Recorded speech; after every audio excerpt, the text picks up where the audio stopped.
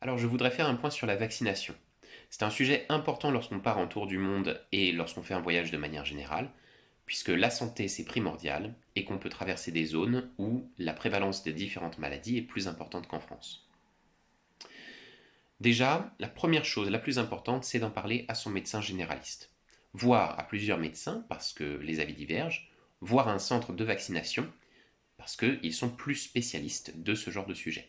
En aucun cas, on ne doit faire confiance à un type sur Internet, même s'il est de votre famille ou un de vos amis.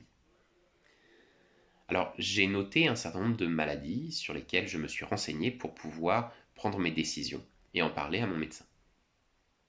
Pour commencer, toutes les maladies qui sont dans le schéma vaccinal en France, tétanos, diphtérie, etc., doivent être prises en compte et on doit être à jour dans ces vaccins avant de partir à l'étranger, puisque souvent, les prévalences sont plus importantes à l'étranger.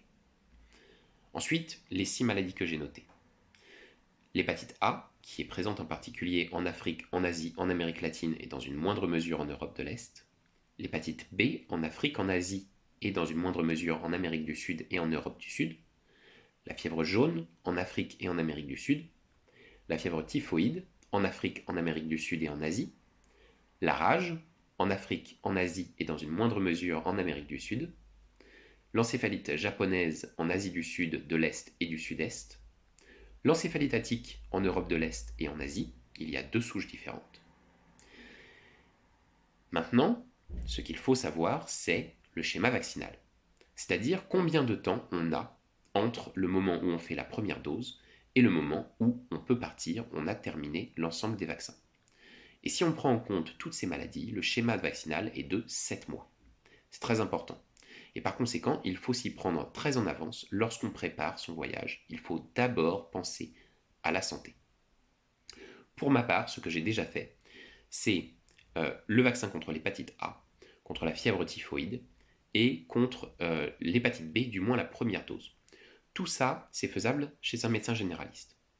Il me reste à faire les autres rappels contre l'hépatite B, la fièvre jaune qui se passe dans un centre de vaccination, et peut-être les autres maladies, c'est-à-dire rage, encéphalite japonaise et encéphalite attique.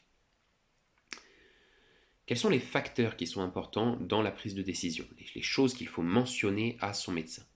Premièrement, il y a la géographie, c'est-à-dire par où on passe, dans quelle région, dans quel pays, voire dans quelle zone du pays.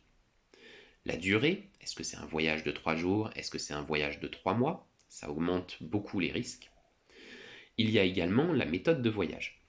Est-ce qu'on va faire du camping? Est-ce qu'on va juste voyager dans les villes, dans un hôtel, 4 étoiles, etc.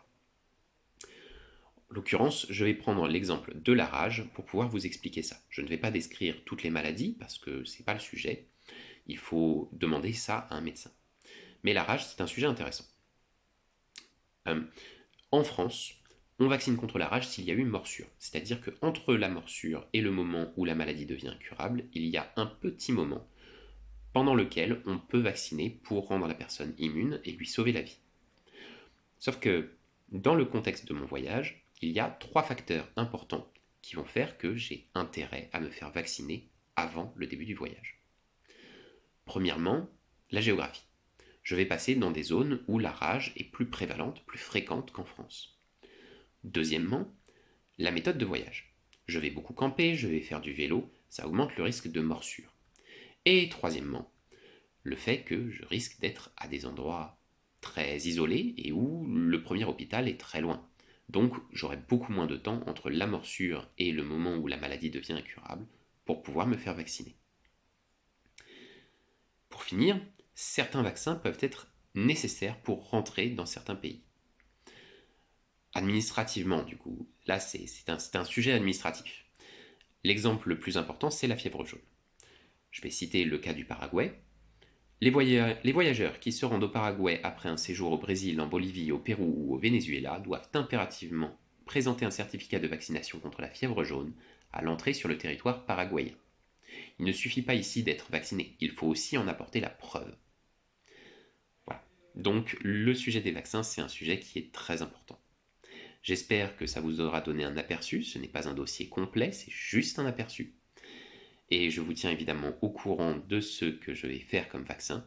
En l'occurrence, dès demain, je vais faire un vaccin contre l'hépatite B. Ce sera mon premier rappel. À bientôt!